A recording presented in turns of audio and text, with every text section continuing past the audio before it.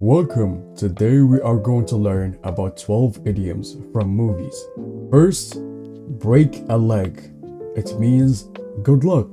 Break a leg, Ben! Second, bite the bullet. It means to endure a painful experience. I'm afraid we'll just have to bite the bullet on this thing, Clive.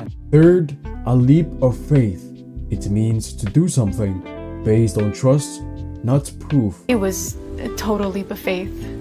Fourth, the rest is history. It means everyone knows what happened next. The rest is history.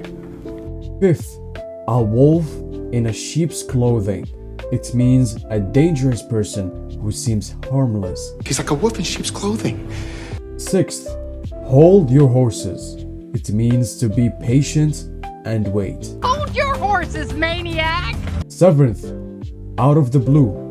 It means something happening suddenly and unexpectedly. This morning, out of the blue, he Eighth, piece of cake. It means something is very easy to do. He's no piece of cake. Ninth, see the glass half full. It means to be an optimist. I see the glass half full, but of poison. 10th, the ball is in your court. It means it's your turn to make a decision. Miss Cohen, the ball is in your court.